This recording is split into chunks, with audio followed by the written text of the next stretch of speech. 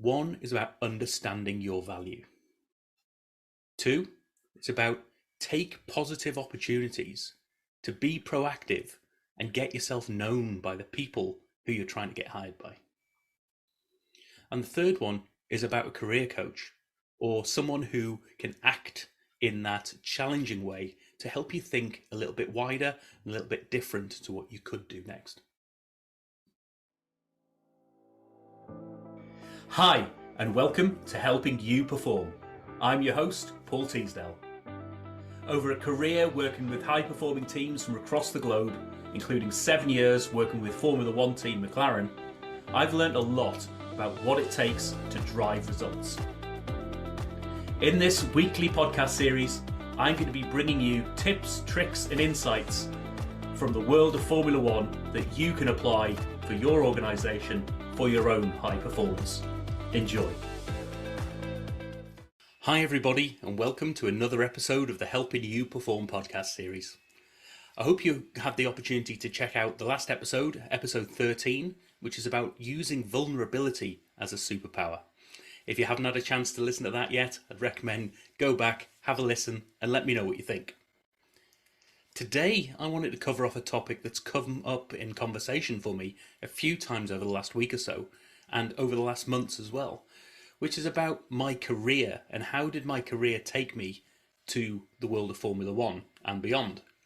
And I've taken some interesting twists and turns along the way, and I thought I'd just share a couple of my stories in terms of where I've gone and how I got there, but really to try and pull out three key insights and three key lessons that I've learned along the way that maybe you can take and learn from, that are all about how to get the most out of your career and your career journey as you go through that career.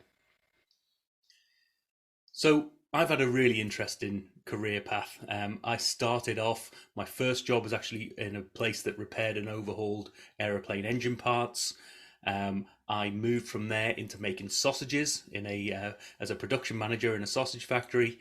Had a couple of great years in there on a sort of graduate experience and learning the ropes as a manager, really getting to learn what it means to actually manage a group of people as well as leading them through their day-to-day operation. From there, I had a couple of really interesting opportunities that came my way.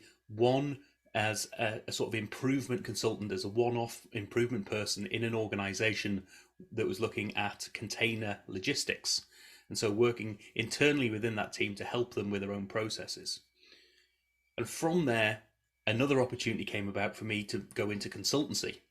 And this was a boutique consultancy that did rapid business turnaround, process improvement. And I had 5 great years of learning the ropes as to how to improve productivity in factories, mainly in food manufacturing, but in some other areas as well.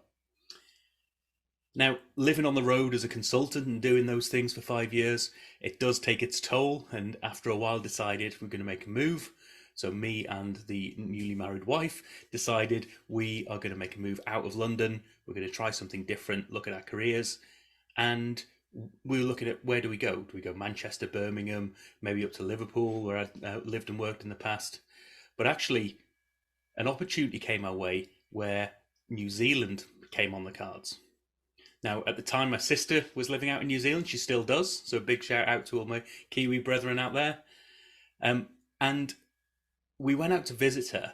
And this is one of the key sort of lessons and things that I did along the way that started to really tick in my head, that actually you can control your career path. Because I'd identified an organisation that I wanted to work for.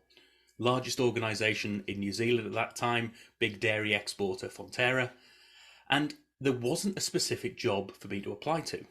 But I was going to be in New Zealand, and I was the other side of the world. You don't get many opportunities to do that. So I decided to set up a meeting with someone from their HR team.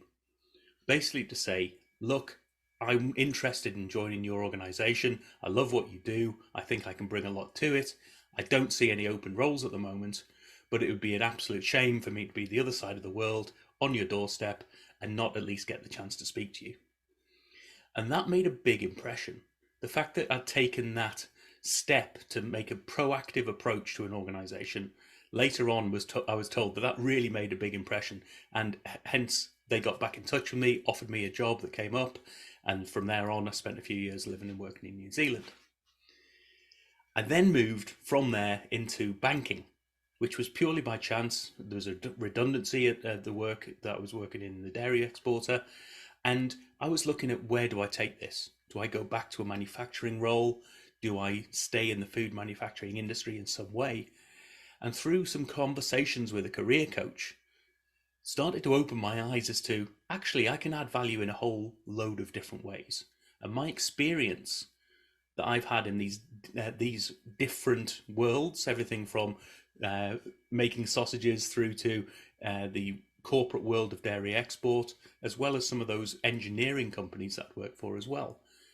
That was a unique blend that actually this bank that I was ended up working for were looking for. And that was a real big insight for me, is actually a lot of organizations aren't necessarily looking for the direct experience. They're looking for the capability and for you to bring a fresh perspective to things. So what was the value that I was bringing? And actually, was my lack of experience the real selling point to me coming into that role and looking at it with fresh eyes? And so that's the potted history up until the opportunity with McLaren. We made a family decision to move back to the UK, and I wanted to join an organisation that excited me to come back to the UK. I reached out proactively to my network, to all the people that I know who are in the UK, and said, look, we're looking to come back home. Does anybody know of any roles, any jobs, any things that are out there that you think I might be interested in? This is roughly what I do. I can help people with performance improvement, all sorts of bits and pieces. And one of my friends that reached out to me worked at, and still does work at, McLaren Applied Technologies, and mentioned the fact that they were looking for people with my sort of skill set to come in and help. And so by reaching out to the wider network and looking at these wider opportunities, these things started to come my way. So that is how I ended up working with McLaren, despite, again, my lack of experience, my lack of deep knowledge of F1. I was open and honest about that. I talked about this in the vulnerability episode. But actually, this is what I do bring. Using this approach of, this is my value. I might not have this, but maybe I could learn that, or maybe that's not what you need. But what I do bring is this, and this rich experience, this breadth of knowledge, all sorts of different ways of working from different organizations. So what did I take out of that? When I start to summarize this, and I'm working with people and I'm helping them maybe with their own career choices and helping them move forward, there's 3 key lessons that I take out. 1 is about understanding your value. 2, it's about take positive opportunities to be proactive and get yourself known by the people who you're trying to get hired by. And the 3rd one is about a career coach, or someone who can act in that challenging way to help you think a little bit wider and a little bit different to what you could do next. So imagine what your career could look like if you could take the reins, take those positive steps and those proactive steps, and actually move your career in the direction that you want. It might be just progression in terms of where you are now. It might be about connecting out with somebody else in your organization that you're happy to stick with, but you're actually thinking of looking at a different part of that organization. What proactive steps can you take? What conversations can you have? But if you're not happy in that organization, or if you're looking for different opportunities, different challenges, how can you set yourself out there and understand your value and put yourself out there so that you can identify those different opportunities that are there and take advantage of them when they come your way? So what I want you to do off the back of this session is just really to start thinking about your career path. Is it where you want it to be? What else would you want to see there? What steps can you take? And ultimately, think of one step, one action that you can take that moves you closer to where you want to be from where you are now. It can just be a conversation, it can be an email, it can be some research, be a LinkedIn search, all sorts of things that are out there. But just think about that first step on the journey. What's the one thing I'm going to do from today that's just going to move me a little bit further?